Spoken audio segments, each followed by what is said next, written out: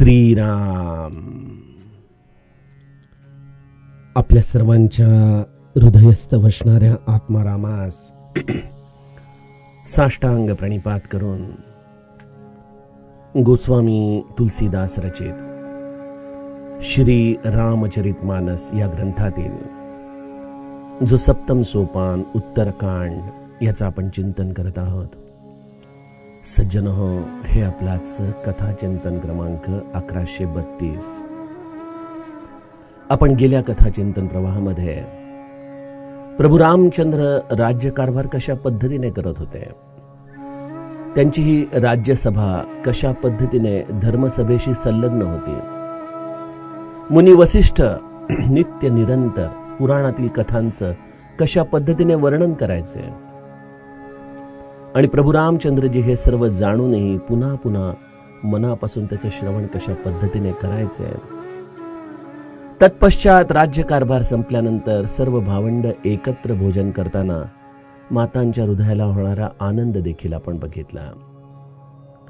भोजनाच्या पश्चात प्रभू रामचंद्र विश्रामाला जायचे.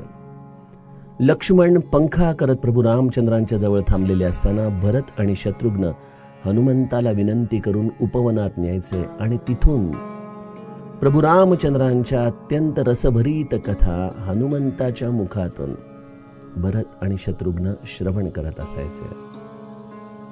अयोध्यावासी या सर्व भावंडांचं प्रेम पाहून, या सर्व निर्मळ गुणांना पाहून अत्यंत आनंदित होत आहेत. प्रत्येक अयोध्यावासियाच्या घरामध्ये देखील रामायणाची विविध चरित्र गायली जात आहेत. सर्व पुरुष आणि स्त्रिया प्रभू रामचंद्रांचं गुणगान करतायत आणि त्या अवस्थेमध्ये रात्र आणि दिवस केव्हा निघून जात आहे हे त्यांना देखील कळत नाही, अशी त्यांची अवस्था आहे.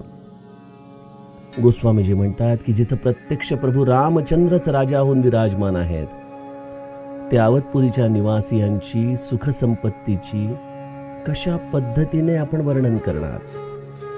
त्याचं वर्णन करण्यासाठी हजारो मुखांचा शेष देखील असमर्थ आहे. तिथं मानवी बुद्धी कसं बरं त्याचं वर्णन करू शकेल. अशा पद्धतीने गोस्वामीजी आम्हाला अयोध्येमधले अनेक संपन्नतेचे गुणधर्म आजच्या चौपायांमध्ये सांगू लागतात. नारदादि सनकादि मुनीसा दर्शन लागी कौसला धीसा दिन प्रति सकल अयोध्या वही देखी नगरु बिरागु बिसरावही जात रूप मनी रचित अटारी नाना रंग रुचिर गचढारी पुरचहु पास कोट अति सुंदर रचे कंगूरा रंग रंग बर नवग्रह निकर अनीक बनाई जनु घेरी अमरावती आई मही बहुरंग उचित गच कांचा जो बिलो की मुनिबर मननाचा धवल धाम ऊपर नभ चुंबत कलस मनहुर बिससी दुति निंदत बहुमनि रचित झरोखा भ्राजही गृह गृह प्रतिमनि दीप बिराजही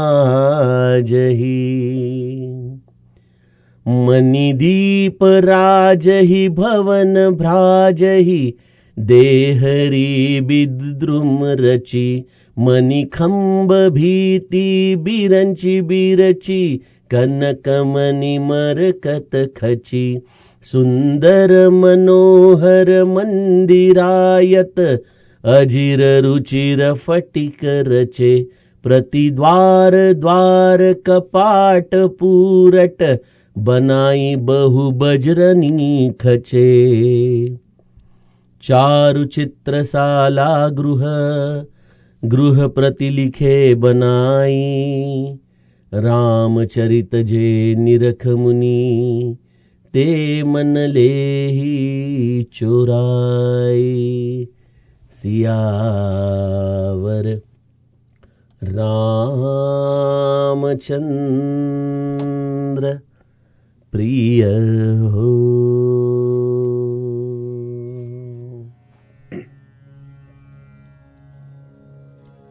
सज्जनो, जिथं प्रभू रामचंद्रांचं राज्य आहे तिथले अयोध्यावासी तर धनधान्यांनी संपन्न आहेतच, परंतु त्यांच्या सद्भाग्याने त्यांना अनंत संतांची देखील दर्शनं घडत आहेत आणि ती देखील आपसूक घडत आहेत बरं का।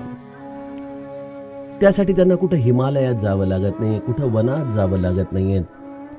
संत जणू काही अयोध्येचा पत्ता शोधत शोधत या नगरवासियांचं असलेलं समाधान, त्यांची संपन्नता, या अयोध्येचं असलेलं वैविध्य आणि त्यातही विशेषत्वाने या कोसलाधीशाचे, या कोसलराज प्रभू रामचंद्रांचं दर्शन घेण्यासाठी ते अनेक ठिकाणाहून येत आहेत।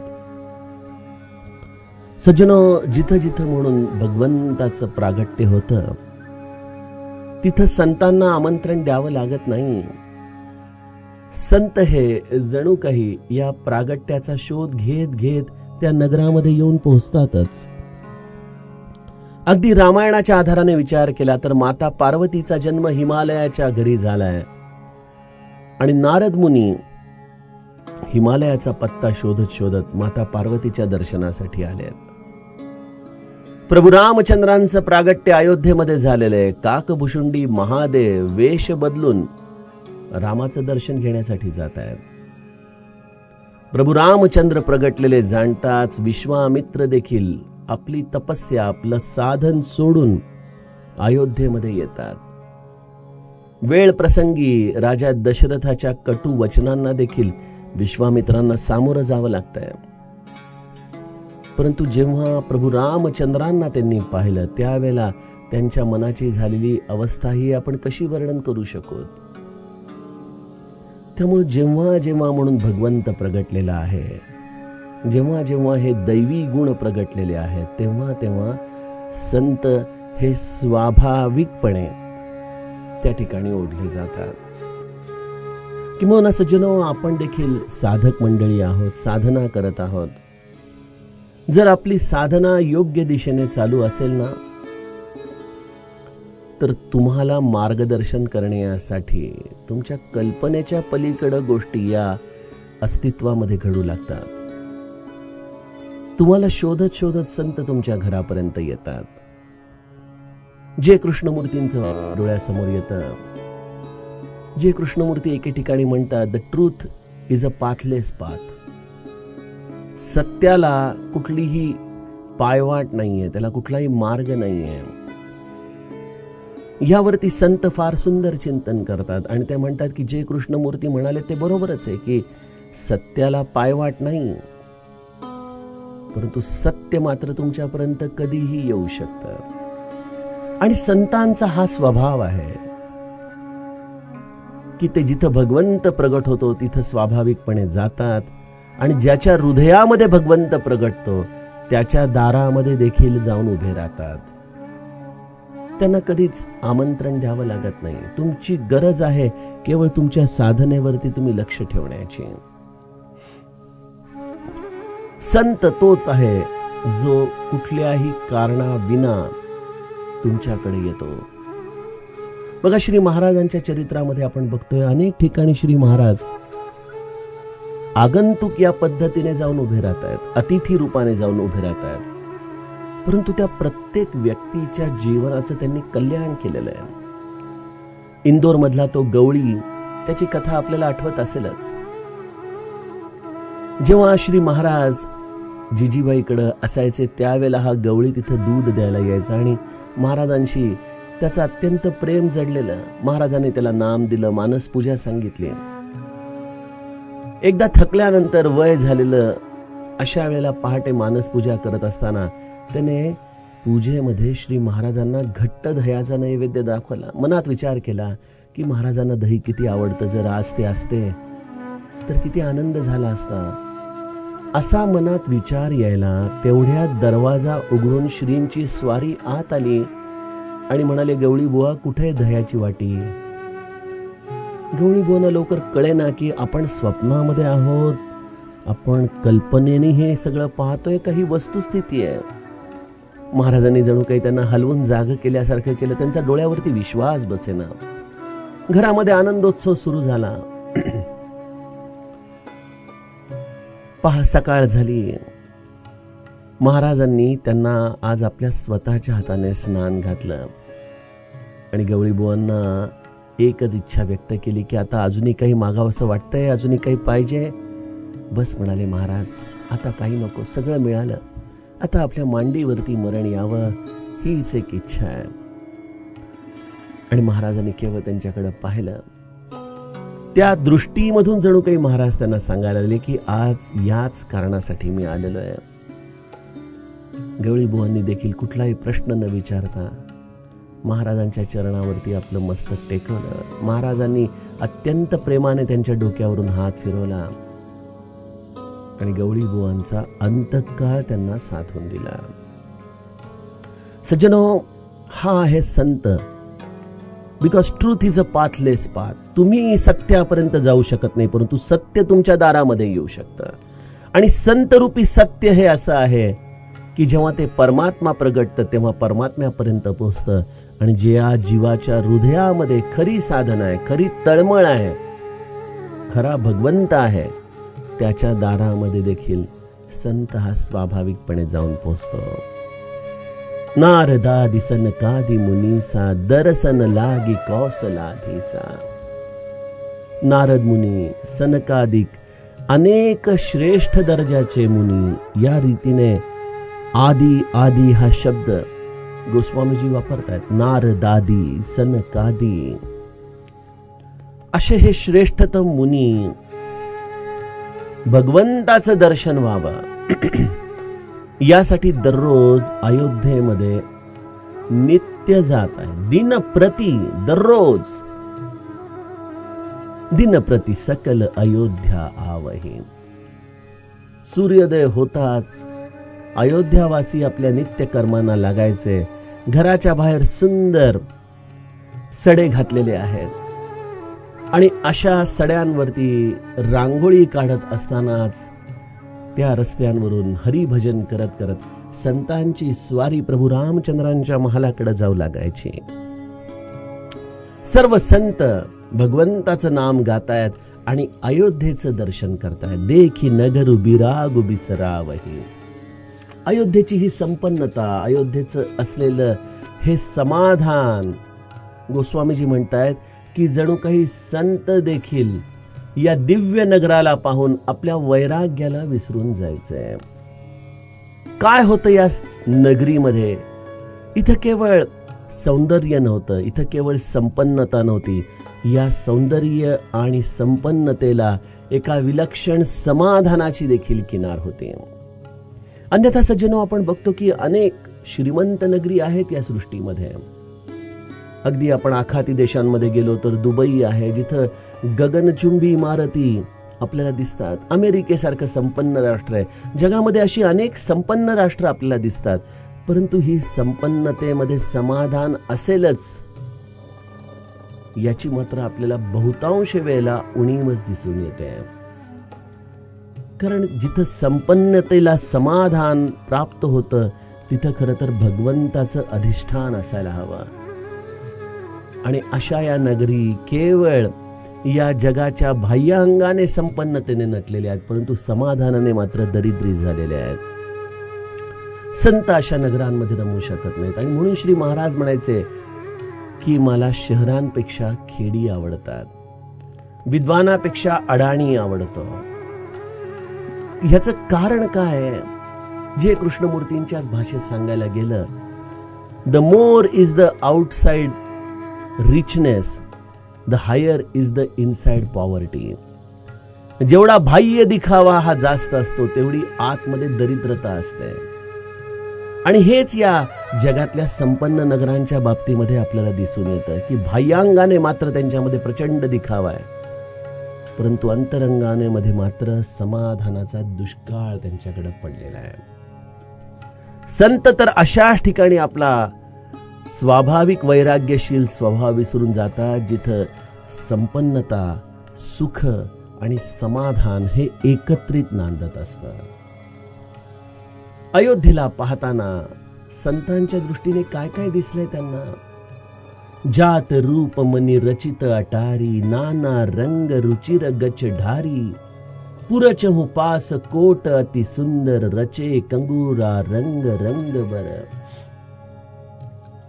सुवर्ण आणि रत्नांनी तयार केलेल्या माड्या हे या अयोध्येचं वैशिष्ट्य आहे. यामध्ये अनेक मणिरत्नांचे सुंदर ओतीव अशा फरशा आहेत. नगराच्या चारीही दिशांना अत्यंत सुंदर असा परकोट आहे, ज्यावरती सुंदर रंगीबेरंगी बुरुज बनवलेले आहेत. बघा, हे भारत देशाची संपन्नता कशी होती. जरी आपण या सगळ्या ग्रंथांमध्ये नेहमीच एक आरोप करत असतो की हे सगळं कल्पना विश्व आहे, परंतु सज्जनो, फार लांबची गोष्ट नाही. विजयनगरचं साम्राज्य केव्हा संपलं? त्या विजयनगरच्या साम्राज्याची असलेली संपन्नता इतिहासकारांनी नोंद करून ठेवलेलीच आहे ना. अहो, इतकंच काय, जेव्हा प्लासीच्या लढाईनंतर इंग्रजांनी भारतामध्ये हातपाय पसरायला सुरुवात केले, तेव्हा त्यांनी सर्वप्रथम वेस्ट बेंगॉलमधून कलकत्त्याच्या दिशेने अनेक जहाजं भरून भरून सोनं, नाणं, संपन्नता, इथं असलेलं ऐतिहासिक वस्तू या आपल्या इंग्लंड देशाकडे पाठवून दिल्या. ज्या देशामध्ये सोन्याचा धूर निघायचा, अशी ज्याची संपन्नता होती, अशा देशामधली संपन्नता या इंग्रजांनी आपल्या देशाकडे जहाजं भरून भरून नेली. इथल्या लोकांना खाण्याची उपासमार होत असताना देखील त्यांची त्यांना दया आली नाही. अशा विपन्नतेमध्ये आम्हाला ढकलण्यात आलं. इतकंच काय, स्वातंत्र्य प्राप्त झाल्यानंतरही आमची दरिद्रता संपत नव्हती.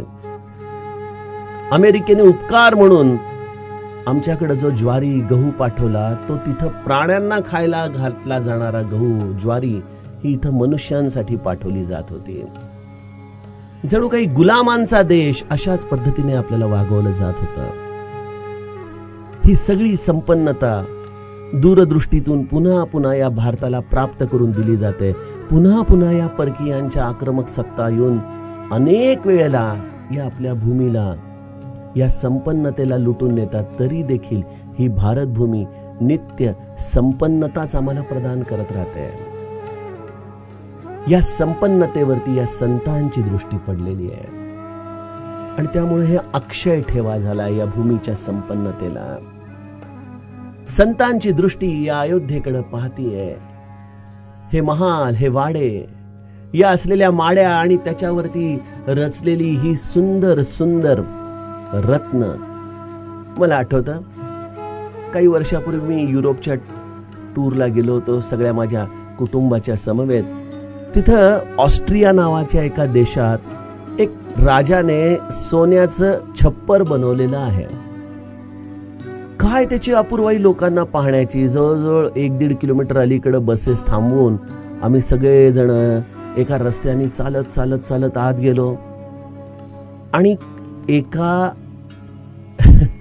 खिडकीवरचा सज्जा असावा तेवढ्या आकाराचं ते छत होतं. त्याला सोन्याचा पत्रा लावला होता आणि ते पाहण्यासाठी मागं वळून बघितलं तर जवळजवळ अर्ध्याहून जास्त लोक आपली भारतीयच होती. सज्जनो, हे वैषम्य आहे की ज्या देशामध्ये असे सोनं, माणिक, रत्न, हिरे या सगळ्यांनी जडलेले महाल होते, बुरुज होते, माड्या होत्या, अशा या देशातल्या नागरिकांना एक सोन्याचं छोटस छत बघण्यासाठी या एवढ्या लांब जाऊन या सगळ्या गोष्टी पाहाव्या लागतात. आम्ही आमच्या या संपन्नतेला सांभाळू शकलो नाही, हे आमचं वैषम्य आहे. परंतु इतिहासातल्या या चुकांमधून आम्हाला शिकायला हवं. आता या भारताला कुठल्याही परिस्थितीमध्ये पुन्हा कधीच कुठल्याही प्रकारच्या परकीय आक्रमणांनी अशा पद्धतीने ओरबडता कामा नये. अयोध्येची संपन्न तर बघा, नवग्रह निकर अनेक बनाई, जनु घेरी अमरावती आई.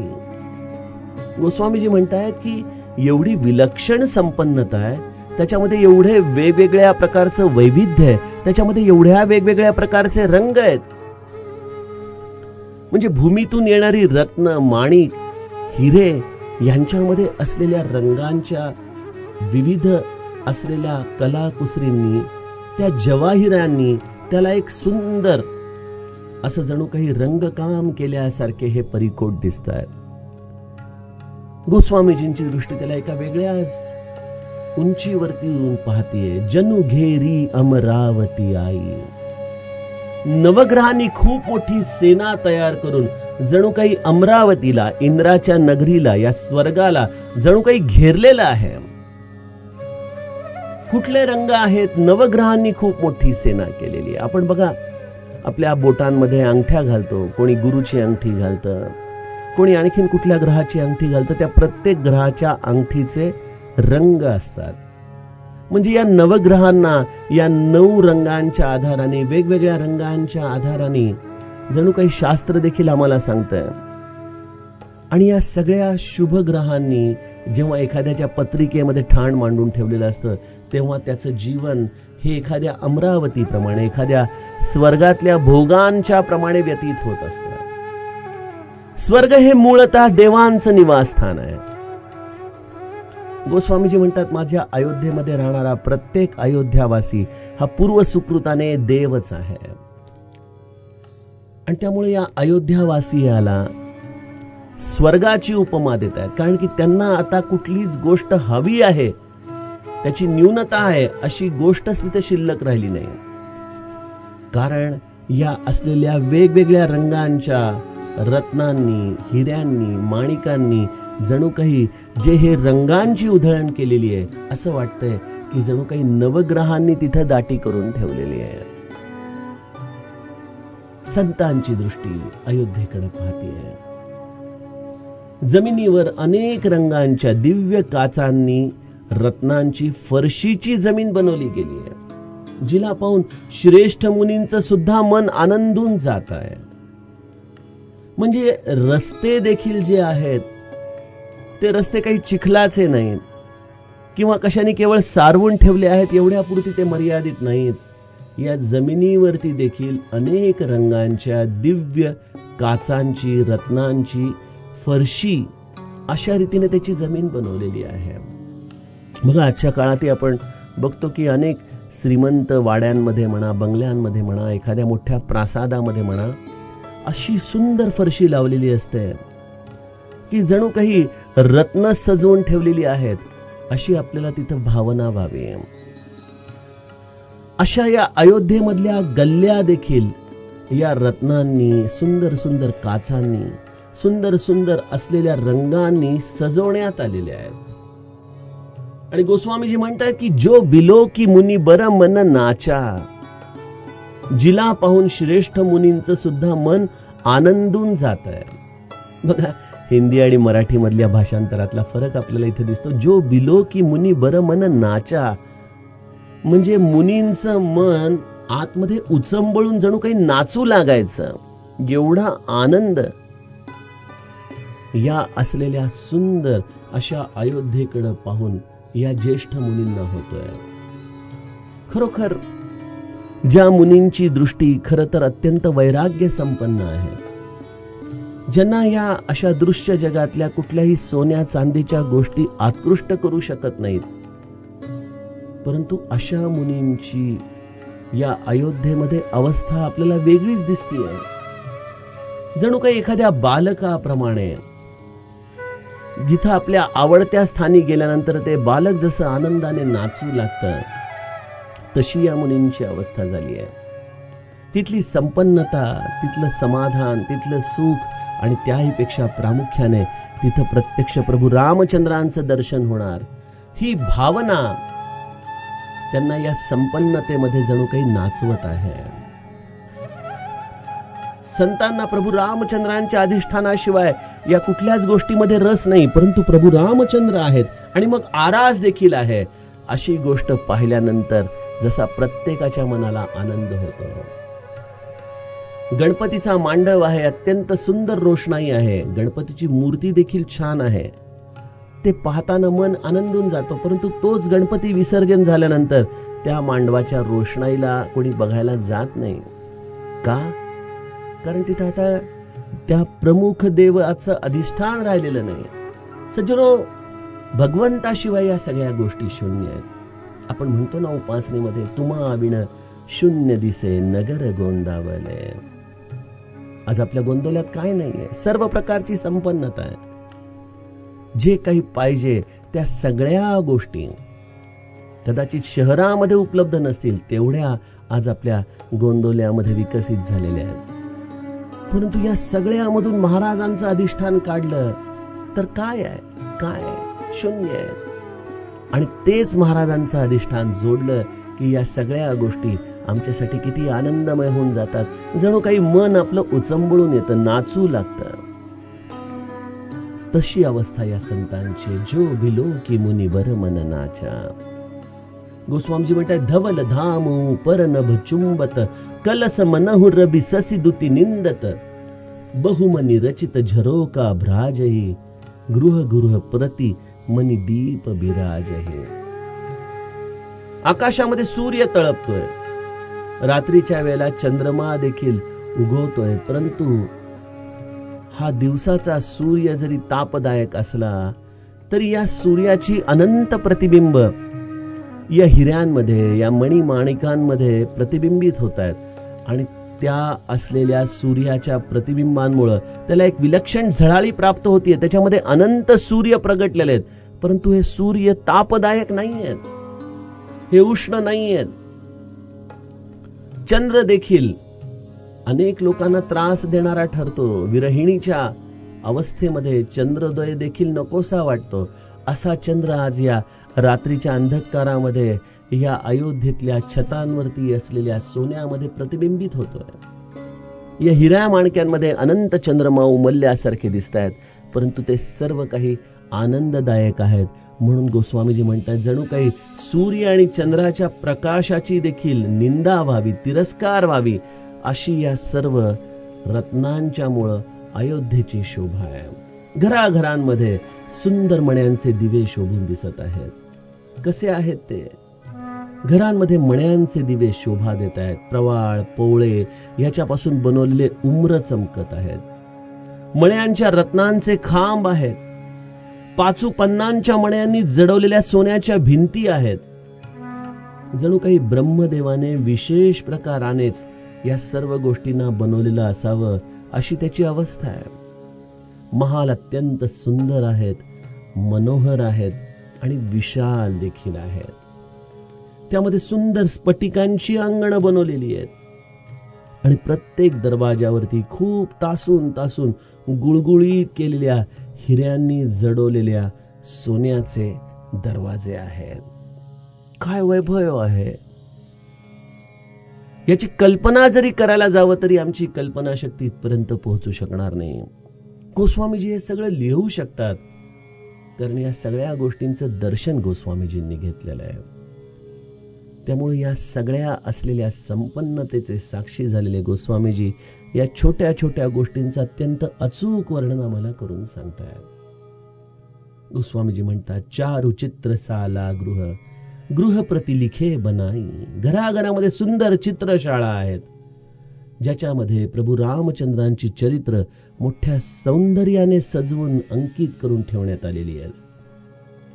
आणि जेव्हा मुनी अशा महालांमध्ये प्रवेश करतायत जिथे या प्रभू रामचंद्रांच्या सुंदर तसबिरी आहेत, त्यांचं सुंदर चरित्र आहे जे वेगवेगळ्या पद्धतीने घराघरांमध्ये सजवण्यात आलेलं आहे, ते सगळं पाहिल्यानंतर मुनींना देखील वाटतंय की या वनामध्ये असलेल्या वैराग्यापेक्षा या अयोध्येमधल्या संपन्नतेत प्रभू रामचंद्रांच्या अधिष्ठानात तो आनंद जो आहे त्याची तोड या त्रैलोक्यात आपल्याला कुठंच करता येऊ शकत नाही. अशी ही अयोध्या नगरी या प्रभू रामचंद्रांच्या अधिष्ठानामुळे सजलेली आहे. सज्जन हो, त्यातीलच काही आणखीन पैलू गोस्वामीजी आम्हाला सांगतायत. त्याचं चिंतन आपण उद्याच्या कथा विभागात करूया.